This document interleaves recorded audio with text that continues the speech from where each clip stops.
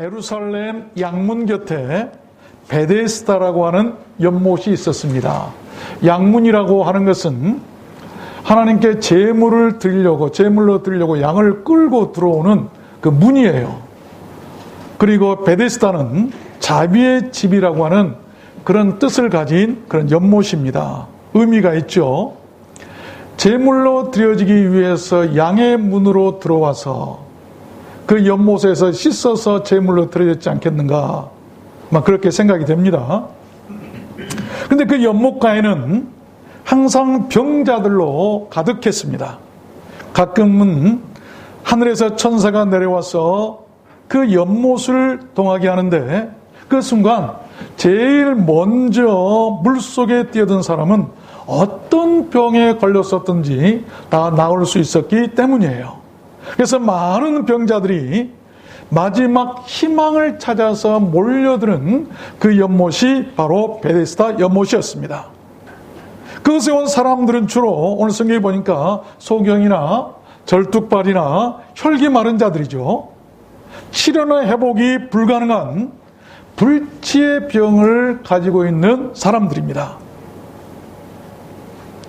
마지막 신라 같은 그런 희망이라도 잡기 위해서 죽을 힘을 다해 찾아 나온 사람들이 모여있는 곳이 바로 베데스다 연못 아니었겠습니까? 어쩌면 마지막 희망을 찾아 떠도는 우리들 인생의 모습을 그대로 보여주고 있는지도 모르겠습니다. 오늘 본문 말씀에 등장하는 한 가련한 병자도 그 중 한 사람이었습니다. 그는 자그마치 38년간이나 긴 세월을 병으로 앓아 누워있던 사람입니다. 병이 오래서였든지 친구도 친척도 부모도 모두 다 떠난 지 오래였고, 그는 홀로 애롭게 그 연못가에서 있었습니다. 그의 곁에는 그를 도와줄 사람이 아무도 없었어요. 그러나 오늘 성경에 보면 그는 그 절망 가운데서 새로운 삶을 얻게 됩니다. 38년이나 그를 따라다니며 괴롭혔던 병을, 중요한 것은 그 연못에 들어가지 않고도, 자기 힘을 들이지 않고도 고치게 되었다는 사실입니다. 그 비결이 무엇일까요? 여기에 우리들 기독교의 핵심 교리가 담겨져 있습니다. 내가 노력하지 않아도, 그 연못에 들어가지 않아도 병을 고칠 수 있는 그 길, 여러분, 그 어떤 절망에서도 희망을 버리지 마십시오. 사람을 살리는 것은 희망입니다. 그 병자에게 희망이 없었다면 그 연못에 오지도 않았을 것입니다. 희망이 그 사람을 살렸던 것이죠. 그 희망의 등불이 올 한 해 우리들 가운데도 훨훨 타오르게 되었으면 좋겠습니다. 그러면 왜 우리가 그렇게 희망을 가져야 할까요? 희망을 가져야 할 그 이유가 무엇일까요? 첫 번째는 coming, 주님이 오시기 때문이에요. 우리에게 희망이 있는 것은 절망의 자리에 주님이 오신다는 것입니다. 1절 말씀해 보니까 그 후에 유대인의 명절이 있어 예수께서 예루살렘에 올라가시니라 그랬습니다. 그 병자가 38년째 되었을 때 예수님께서 드디어 그에게 찾아오셨던 것입니다. 예수님께서는 죄로 인한 죽음과 흑암과 질병과 절망에 쌓여있던 이 땅에 친히 육신의 몸을 입으시고 우리들 가운데 찾아오셨다고 성경은 말씀합니다. 그리고 죄와 죽음과 질병과 절망을 이기시고 승리하셨어요. 그러므로 모든 희망이 사라진 것, 여러분, 그 모든 인생의 절망의 심연은 오히려 우리들 인류에게 구원의 자리가 된다는 것입니다. 우리가 깊이 알아야 할 것은 오히려 내가 편안한 곳이 아니라, 안전한 곳이 아니라 절망스러운 그 자리에 예수께서 오실 수 있는 기회가, 또한 내가 구원받고 치료받고 새 사람이 될 수 있는 자리가 될 수 있기에 절망의 그 심연이 오히려 감사의 자리가 되고 구원의 자리가 될 수 있다고 하는 그런 말씀이에요. 어쩌면 그 베데스다 연못은 구약의 율법 기능을 말하고 있는지도 모르겠습니다. 경쟁적이고 자기 노력이 필요하고 불확실하고 오래 기다려야 하는 그런 율법적인 절망의 그런 자리였어요. 그러나 주님께서 그 자리에 오심으로 그 연못에 들어가지 않고도 치료를 받게 하셨다는 것, 이것이 기독교예요. 이것이 바로 구원 아니겠습니까? 이것이 바로 은혜 아니겠습니까? 절망의 자리가 구원의 자리로 바뀌는 것, 이것이 바로 여러분 기독교예요. 여러분께서는 어떠십니까? 삶의 절망에서 혹시 막연한 베데스다 연못을 찾고 계시지는 않으십니까? 주님을 기다리십시오. 주님이 오십니다. 우리가 기다릴 것은 여러분 베데스다 연못이 아니라 주님이신 것이죠. 예수님은 그 병자가 자기 상처를 보여주거나 자기 처지를 말하기도 전에 그 병자의 모든 것을 이미 다 알고 계셨습니다. 6절 말씀에 보면 예수께서 그 누운 것을 보시고 병이 벌써 오랜 줄 아시고, 오랜 줄 아셨다, 이 안다고 한 말은 원인과 뿌리까지도 안다는 그런 말입니다. 그런 것이죠. 우리가 말하지 않아도 우리 주님께서는 지금 우리들 모든 문제를 그 뿌리까지도 너무나도 다 잘 알고 계신다는 거예요. 세상을 살다 보면 때로 아프기도 하고 억울할 때도 있습니다. 캄캄한 절망 속에서 우울증에 사로잡히기도 하고 어떤 때는 우라병이 터지기도 하고 홀로서 외롭게 몸부림칠 때도 있습니다. 친구나 이웃들이 기피하고 멀리에서 가슴이 아플 때도 있어요.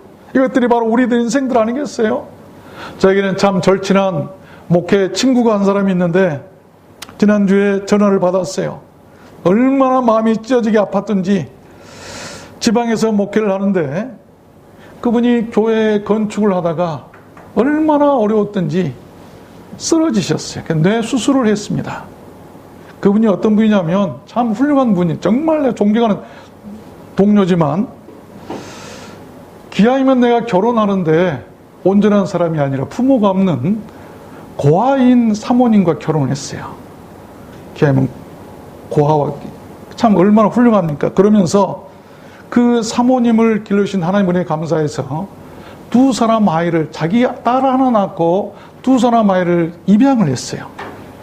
그래가지고 길러서 말 들어보니까 유학도 보내고 최선을 다해서 잘 양육한 것 같아요. 근데 교회를 짓다가 쓰러지셔가지고 후유증으로 너무 고생하면서, 목사님 이제 내가 27년 목회했지만 내가 이제 못할 것 같아. 내가 힘이 없어. 더 이상 내가 못할 것 같아서 내가 사임을 해야 할 것 같아. 어떻게 해야 될까? 그러면서 하는 말이요, 목사님 우리 집사람 사모 일자리 좀 알아봐. 그 말에 내가 충격을 먹었어요. 너무나 자식들 길러야 되고 이제는 목회도 그만둬야 되는데 아파서 뇌수술을 해서 치매도 온 것 같고 이제는 안 될 것 같아서 고통스러워서 그럴 때인데 먹고 살 일 걱정되는지 모르겠습니다. 왜 그런지 모르겠어요.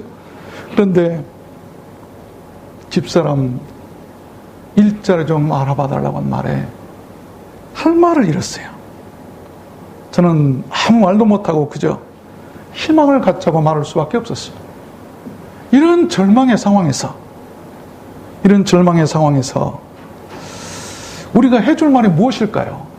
희망 아니겠습니까? 여러분, 아무리 어려워도 절망하지 마십시오. 우리들 형편을 그 뿌리까지 다 알고 계신 주님께서 주님의 때가 되면 반드시 찾아오셔서 도와주시고 해결해 주실 줄로 믿습니다. 새해에는 주님께서 우리들 아픔의 그 자리에 찾아와 주시는, 우리들 아픔의 자리에 스스로 찾아와 주시는 그런 한 해가 되었으면 좋겠습니다. 두 번째입니다. 우리가 희망을 가져야 할 그 이유가 무엇일까요? 두 번째는 힐링, 주님께서 낫게 하신다는 거예요. 오늘 6절 말씀해 보면 예수께서 병이 벌써 오랜 줄 아시고 이르시되 네가 낫고자 하느냐, 일어나 네 자리를 들고 걸어가라 하시니 그 사람이 곧 나서 그랬습니다. 그 병자는 38년의 긴 잔고 끝에 기다리던 자신의 진정한 치유자를 만났던 것입니다. 베데스다 연못가에 38년이나 누워 있었지만 그는 낫질 못했습니다. 치료의 기회를 얻지도 못했죠. 그때 자비로우신 우리 주님께서는 그 사람의 사정을 아시고 그 병자에게로 친히 다가오셔서 말씀을 걸어주셨어요. 그러면서 Get well! 네가 낫고자 하느냐? 네가 좋아지기를 원하느냐? 그리고 명하여 낫게 하셨습니다. 예수님은 그 순간 그 병자에게 여호와 라파, 이 치료의 하나님이 되어주셨던 것이죠. 여러분, 예수님은 그처럼 모든 병자에게 치료자가 되어주심을 믿으시고 내가 아프고 절망스러울 때 나의 치료자임을 여러분 믿으시길 바랍니다. 절망한 사람들에게 말을 걸어주시고 어렵고 지친 사람에게 돕는 자가 되어주시는 거예요. 알아주는 이 없는 자에게 알아주는 자가 되어주시고 누구도 해결하지 못한 문제를 해결해 주시는 인생의 참된 해결자가 되어주시는 거예요. 그렇다면 예수님께서 그렇게 하셨다고 한다면 그를 믿고 다른 그의 제자들은 어떻게 하고 우리도 예수님처럼 그렇게 하는 거예요. 애로운 사람에게 말을 걸어주고 또한 문제들을 해결해주고 알아주니 없는 자에게 알아주고 지친 자에게 도와주는 이것이 교회고 이것이 성도들 아니겠습니까? 38년이면 어지간히 희망을 버릴 때도 되었을 것입니다. 주위 사람들도 고생이고 본인도 고생이고 남도 고생이니 그만하고 차라리 죽는 게 낫다고 생각했을지도 모르겠습니다. 그러나 그런 낫고자 하는 열망과 희망을 끝까지 버리지 않았습니다. 참으로 무서운 집념이고 위대한 생각이 아닐 수가 없죠. 주님께서는 그렇게 희망이 있는 사람에게 찾아오시고 희망이 있는 사람을 낫게 하시고 희망 있는 사람을 도와주신다는 것을 여러분 믿으시기를 바랍니다. 우리가 희망을 버리지 않는 한 주님께서도 결코 우리를 버리지 못하실 것입니다. 여러분 버리지 않는 게 아니라 버리지를 못하시는 거예요. 왜? 우리의 희망 때문에 말이에요. 새해에는 우리에게도 그러한 희망의 믿음으로 충만했으면 좋겠습니다. 그 희망의 믿음이 코로나도 이기게 할 것이고 우리의 모든 질병도 이기게 할 것이고 모든 고통이나 아픔도 이기게 할 줄로 믿습니다. 마지막 세 번째입니다. 우리가 희망을 가져야 할 그 이유가 무엇일까요? 마지막 세 번째는 워킹, 주님께서 걷게 하시기 때문이에요. 주님께서 오시고 주님께서 낫게 하시고 주님께서 걷게 하시는 것, 이것이 전인적인 우리 인생의 구원이에요. 8절 말씀해 보니까 예수께서 가라사대 일어나 네 자리를 들고 걸어가라 하시니 그 사람이 곧 나와서 자리를 들고 걸어가니라. 얼마나 복된 말씀입니까? 얼마나 좋았겠어요. 예수님은 38년 동안이나 누워있던 그 병자에게 3번의 명령을 하시죠. 일어나라, 네 자리를 들어라, 그리고 걸어가라. 그 환자는 그 3번의 명령에 모두 순종했어요. 그 순종의 결과가 바로 그가 걷도록 했던 것 아니겠습니까? 여러분 아시죠? 오래전 알베르토 자코메티라고 하는 그런 작가가 이 걸어가는 사람이라고 하는 그 조형물을 우리나라에서도 전시했고 전 세계에 큰 감동을 준 적이 있었어요. 그 모형을 저도 봤는데 그냥 사람이 걸어가는 그런 형태예요. 단순한 그런 작품이었는데 그 의미가 중요하죠. 걸어가는 사람의 그 의미가 자유와 희망이랍니다. 절망과 폐허 속에서 일어나서 걸어가는 사람의 그 자유, 그 걷는 사람의 희망이 온 인류를 그렇게 감동했다는 것이죠. 걷는 것이 중요한 거예요. 여러분, 걷는 것은 아름답습니다. 걷는 것이 희망임을 믿으시기를 바랍니다. 걸을 수 있다는 자유에 우리는 감사해야 돼요. 날마다 우리를 눈을 뜨게 하시고 일어나 걷게 하신 분은 우리 주님이십니다. 주님께서 걷게 하시면 우리는 날마다 눈을 뜨고 걷게 될 줄로 믿습니다. 주님께서 함께 하시면 병이 나을 수가 있고 일어나 걸을 수가 있는 거예요. 중요한 것은 베데스다 연못이 중요한 것이 아니라 베데스다 연못을 찾는 것이 중요한 것이 아니라 그곳에 오셨던 예수를 만나고 그의 말씀을 듣고 그의 말씀에 순종하고 그의 말씀대로 일어나 걷는 것이 우리들 신앙이고 기독교라고 하는 것이죠. 언더우드 선교사가 조선에 처음 와서 했던 기도가 많이들 회자되고 있죠. 그 기도를 보면 주님, 지금은 아무것도 보이지 않습니다. 지금은 황무지 위에 맨손으로 서 있는 것 같습니다. 그러나 이곳이 모지않아 은총의 땅이 되리라는 것을 믿습니다. 주여, 오직 제 믿음을 붙잡아 주소서. 절망할 때 우리가 해야 할 기도는 오직 우리의 믿음을 붙잡아 달라고 기도해야 돼요. 오늘 본문에 나오는 그 병자는 마치 그런 절망의 상황에서 앞이 캄캄하고 어떻게 살아갈지 전혀 대책이 없었던 그런 상태에서 그의 인생 문제, 그 모든 것을 해결받았던 그런 사람들의 표본이지 않겠습니까? 아무것도 보이지 않는 그런 당시에 흑암에 눌려있던 절망의 땅 조선에서 장차 하나님이 하실 일을 바라보았기에 그런 믿음을 가질 수 있었던 그 언더우드 선교사처럼 우리는 지금 그 기도와 그 선교 열매를 누리며 살고 있는 것처럼 언젠가 우리 모든 후손들에게 그런 믿음과 기도와 은혜의 열매들을 줄 수 있기 위해서는 절망 가운데서도 희망을 갖는 것입니다. 여러분, 믿음은 과거형이 아니고 현재형이고 미래형입니다. 빌립보서 4장 말씀에 보면 바울이 한 얘기가 나오죠. 내게 능력 주시는 자 안에서는 내가 모든 것을 할 수 있느니라. 미래형입니다. 현재형이고 미래형이에요. 지금 현재 내가 미래를 위해서 능력 주시는 자 안에 있으면 앞으로 내게 있어질 모든 일을 할 수 있다고 하는 그런 선언 아니겠습니까? 여러분, 할 수 있다고 말하시길 바랍니다.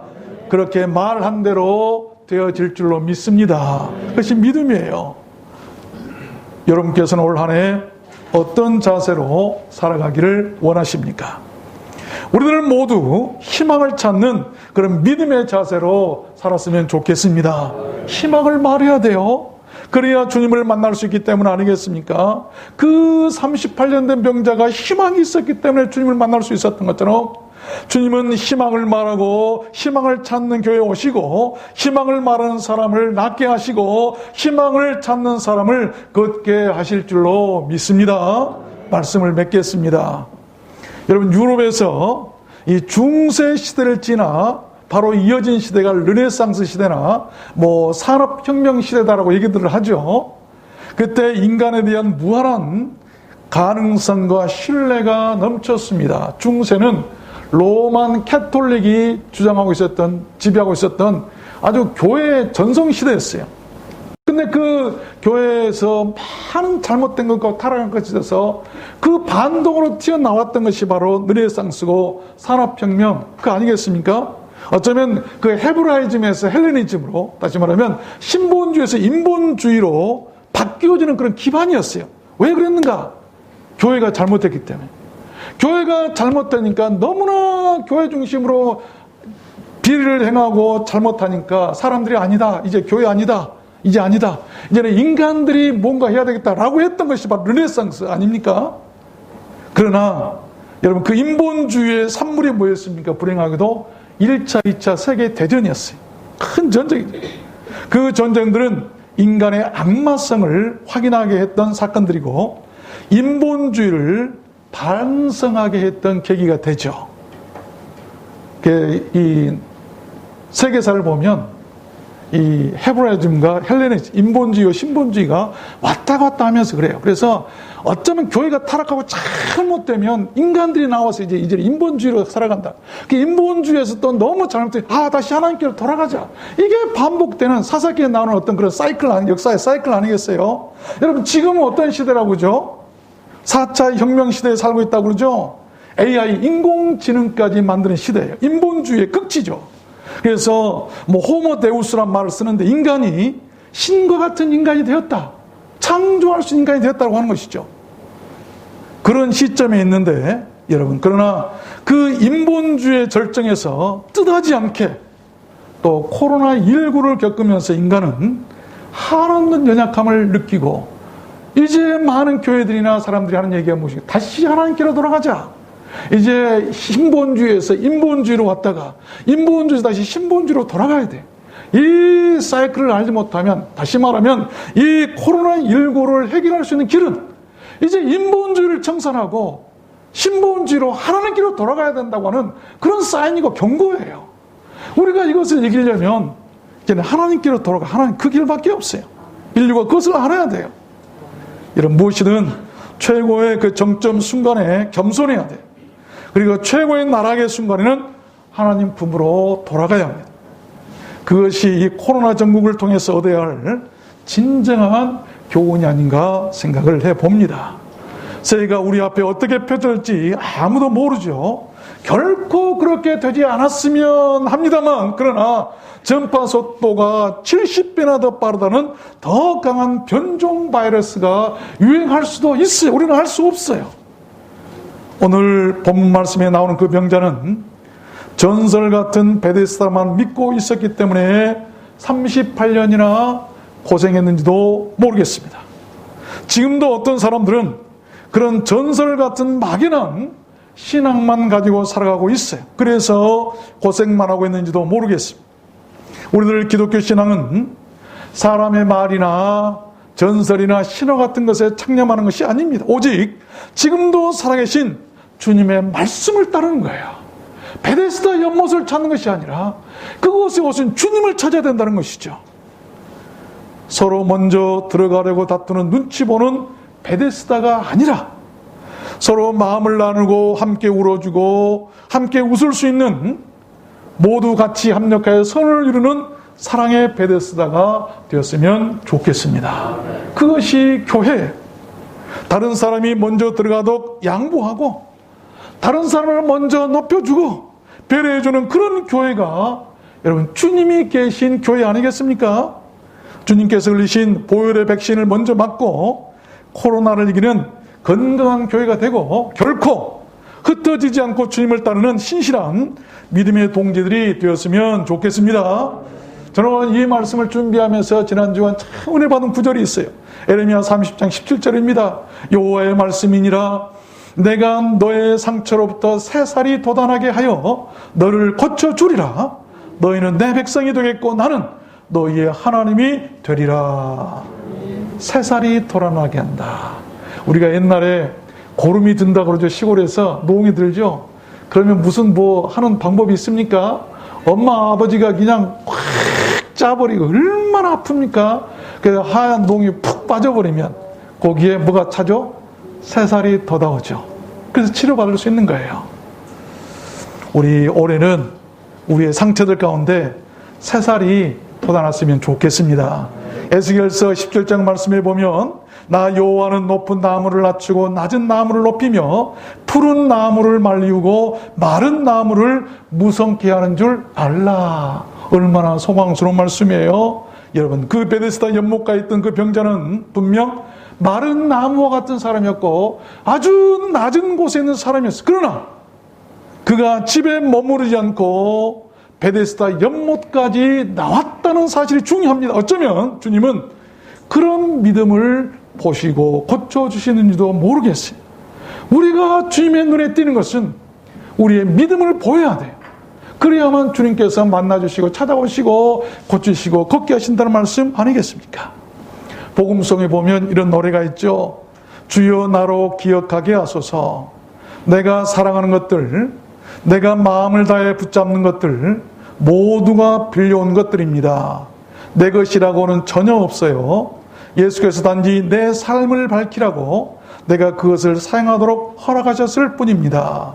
나는 연약한 인간이라 잘 잊어버려요. 그러니 주님, 나로 그것을 잊어버리지 않게 하소서. 참 의미 있는 그런 좋은 복음성 같아요. 그것이 바로 여러분 등에 기름과 같은 역할을 하는 게 있어요.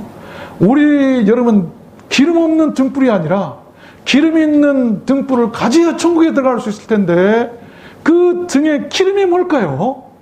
바로 선행입니다. 선행. 우리 행위들이죠.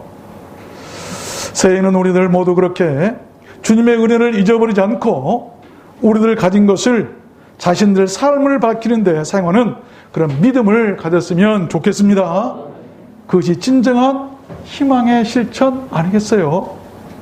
희망에 대한 경구에 보면 호모 에스페란스란 말이에요. 호모 에스페란스 말이 뭐냐면 인간은 희망한다. 인간은 희망한다. 또 스페로스페라라고 하는 라틴어가 있는데 이는 나는 희망한다. 너도 희망해라 라고 하는 이런 유명한 말이에요. 또 둠 스피로스페로라고 하는 말이 있는데 숨을 쉬는 한 희망은 언제나 있다라고 하는 그런 말입니다.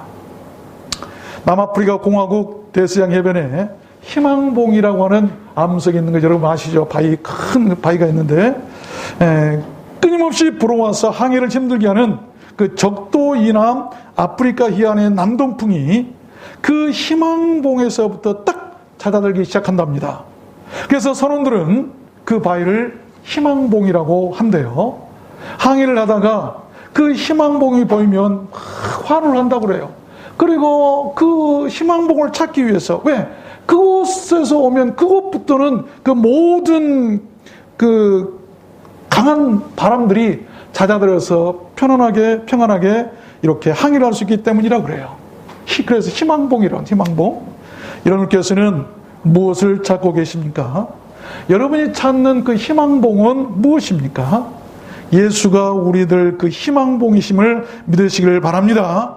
예수를 찾으면, 예수를 보면, 예수를 만나면 우리들의 모든 인생의 질고가 잦아들게 될 줄로 믿습니다. 그 주님과 함께 아픔과 고통의 자리에서 일어나서 승리의 길, 희망의 길, 영광의 길로 힘차게 걸어가는 올 한 해 우리들 또한 성교원 성도들 되셨으면 좋겠습니다. 내가 죽으면 교회는 살고, 내가 살면 교회는 죽고, 내가 있으면 교회는 죽고, 내가 없으면 교회는 사는 거예요. 우리가 죽어야 돼. 그래서 죽어야 사는 것 아니고 이게 기독교 아니겠어요? 살려고 하면 죽을 수밖에 없는 것이죠. 우리 모두 올해는 십자가 밑에다 죽었으면 좋겠습니다. 고름은 짜내버려야 새살이 돋을 수 있는 거예요. 그래야 우리가 새로운 인생을 살 수 있는 것 아니겠습니까?